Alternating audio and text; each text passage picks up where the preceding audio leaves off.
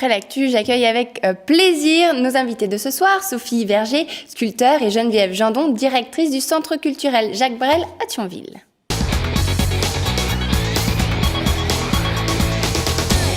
Bonsoir. Bonsoir. Bonsoir. Vous allez bien ? Ça va, oui. Entre femmes ce soir pour Oui. parler art, pour parler sculpture. Alors, Sophie Verger, donc c'est vous qui avez réalisé ces œuvres. Oui, c'est moi. Et Geneviève Gendon, vous êtes la directrice du Centre culturel Jacques Brel à Thionville. Donc vous exposez Sophie, ces œuvres. voilà, Sophie depuis- expose chez vous. Absolument. Au Comment Centre vous êtes Jacques Brel. rencontrés ? Alors voilà, je vais peut-être prendre la parole, Sophie.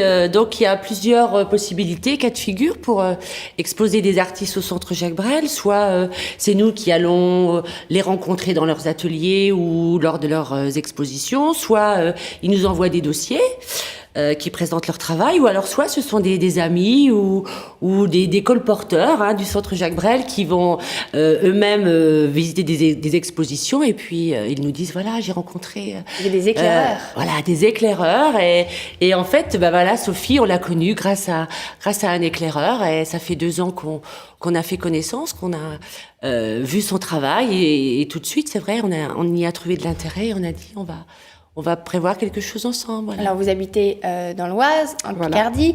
Ce n'est pas la première fois que vous exposez en Lorraine. Non, je suis venue au Musée Aquarium de Nancy il y a à peu près 4 ou 5 ans. Ouais. Donc c'est un retour, mais là, à Nancy, j'exposais avec un photographe animalier. Là, je suis seule. Ah, seule, pour présenter donc cette Voilà. exposition qui s'appelle Bête de scène. C'est jusqu'au 9 février 2012, et donc demain, vous serez présente au Centre culturel Jacques Brel pour parler à votre public, à vos Voilà. admirateurs. Pour mes admirateurs, bon. Ah, pourquoi pas ? Pour rencontrer les gens, oui, on va faire ça très simplement. Et puis j'invite tous ceux qui nous écoutent là à venir. Oui, Enfin, je oui, sais pas si, je forcément. sais pas s'ils pourront tous rentrer, mais bon. On a beaucoup de questions à vous poser souvent sur vos œuvres.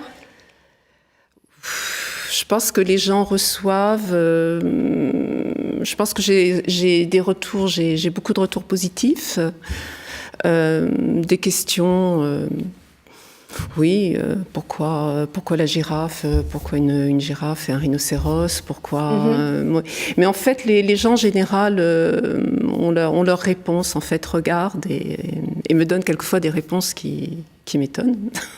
C'est vrai, tout le monde a sa propre interprétation. Oui, je pense que c'est l'intérêt de l'art. De toute façon, moi, j'envoie des images qui sont reprises, c'est une communication, qui sont reprises par tout un chacun, et chacun y met un peu ou reçoit avec ce qu'il a en lui, quoi. On va voir à quoi ça voilà. ressemble, justement, cette exposition Bête de scène. Des animaux de la savane à d'autres beaucoup plus familiers comme le chien ou le chat, Sophie Verger nous ouvre les portes de son bestiaire au Centre culturel Jacques Brel.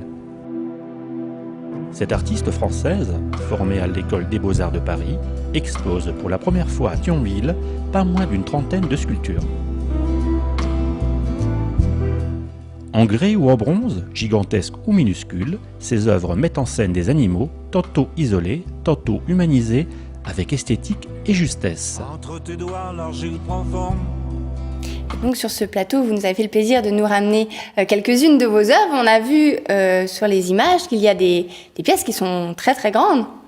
Oui, enfin là, je crois que la plus grande fait 1,85 m, je crois, c'est à peu près ça. Oui. Ah oui, Oui. quand même. C'est en grès. Hein. Oui, C'est plus pratique à penser que bronze. Oui, quand même. Quoique, Oui, c'est vrai. c'était quand même assez lourd. Hein. C'est quand même assez lourd. Mais bon, Alors en grès, par exemple, sur cette table, il y a l'ours avec la petite fille. Voilà. Quelle est l'histoire de cette sculpture ? L'histoire de la sculpture, ça tourne autour des légendes un peu qui remontent à la nuit des temps, de rencontres d'ours et de femmes. Hein, voilà. Donc là, c'est une petite fille. Voilà, ça tourne On autour associe de beaucoup ça. l'enfant avec l'ours, étonnamment. La petite fille, oui. Il y a beaucoup de légendes où on associe la petite fille avec l'ours. Et ça donne quand la petite fille grandit, ça donne des résultats de personnages mi-ours, mi-homme. Bon, il y a plein de légendes autour de ça. Donc c'est un petit peu... Moi, j'avais beaucoup aimé la nouvelle de Mérimée, la Lokis. Donc ça tourne un petit peu autour de ça. Alors on peut donner comme ça, il y a une histoire comme ça, et puis on peut voir aussi simplement... le décalage entre la toute petite fille et le gros animal, la rencontre, voilà. Et puis c'est un petit peu le regard aussi, je pense, que tout enfant a quand il voit il voit ces gros animaux. Bon, c'est un petit peu moi quand j'allais aux eaux de Vincennes. Oui. Et alors à côté de moi, il y a une girafe magnifique. C'est en bronze. Ça, c'est du bronze, ouais. Alors je ne sais pas si on voit bien, mais alors la girafe, elle a autour du cou les colliers que portent les femmes girafes en Afrique, et elle tient donc dans ses bras un bébé rhinocéros, c'est ça? Oui, et elle le nourrit, elle s'apprête à le nourrir. C'est un petit peu un clin d'œil aux maternités, aux vierges à l'enfant. C'est un peu une vierge à l'enfant des savanes. Hein. Bon, c'est pour moi l'élément féminin. La girafe représente l'élément féminin, le rhinocéros l'élément masculin. Alors, comment elle a eu son petit rhinocéros, ça, Oui, c'est l'adoption. On a une sculpture avec des éléphants, avec un éléphanteau porté en triomphe. C'est comme ça que je l'interprète, je dirais. Est-ce que vous pouvez nous parler de cette sculpture-là ? Est-ce que je peux parler de cette sculpture-là? Mais écoutez, c'est vraiment très simplement 3 éléphants qui dansent. Je me suis amusée autour de la forme des croupes et des trompes. Et puis j'ai rajouté un petit éléphant. On va dire que c'est une gloire à l'enfantement. Voilà. Gloire à la vie, encore une fois. Gloire à la vie, oui, voilà. Alors, on va parler de la dernière sculpture, ce taureau avec encore une fillette. Oui. C'est un petit peu la même histoire que l'ours. Hein. Là, celui-là, je l'ai créé pour la foire d'art de Nîmes, en fait. Oui. Voilà.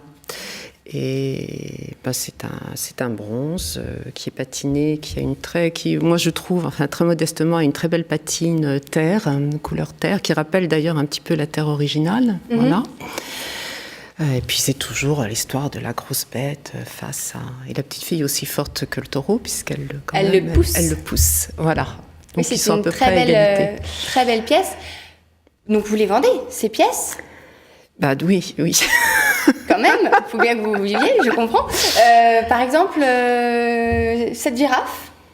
Je crois que celle-là est je crois qu'elle vaut autour de 2000 €. Voilà, et les premières pièces, elles sont à partir Il y a des premières pièces au centre culturel qui sont à 400, 450 €, voilà. 500 €. Selon que ce sont des bronzes ou des terres aussi, puisque au niveau des bronzes, il y a tout le travail de fonderie qui est quand même qui est onéreux, oui. Comment ça se passe, ce travail ? Vous pouvez nous expliquer la conception de cette sculpture, par exemple ? Oui, alors vraiment très rapidement, oui, très rapidement. Parce que c'est en fait je donne une terre comme ça, au mouleur. Oui. Donc il va y avoir un moule en élastomère qui va être en 2 parties, moule élastomère avec une coque en plâtre. Oui. Dans ce moule, puisque je fais donc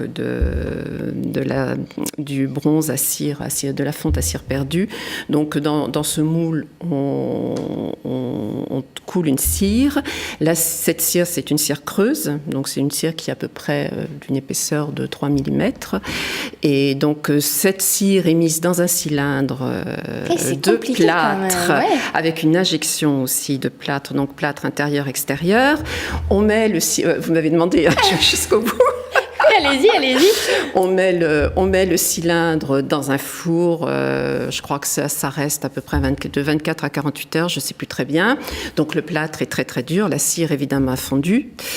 Et dans le creux qui est laissé, on coule le bronze. Donc ensuite, le bronze, quand il sort, il peut y avoir des petits accidents de fonderie, des petites bulles. Vous poncez ? Voilà. C'est pas encore... Moi, je travaille avec un ciseleur. J'ai mon ciseleur, donc, qui reprend tout ça, et on finit tous les deux, on fait les patines ensemble. Voilà. Et déjà, à la fin de l'émission, ça passe très très vite. Sophie Verger, merci d'avoir été avec nous. On vous retrouve donc pour l'exposition Bête de scène au Centre culturel Jacques Brel à Thionville. Allez-y, l'entrée est libre, bien sûr. Absolument. Merci beaucoup.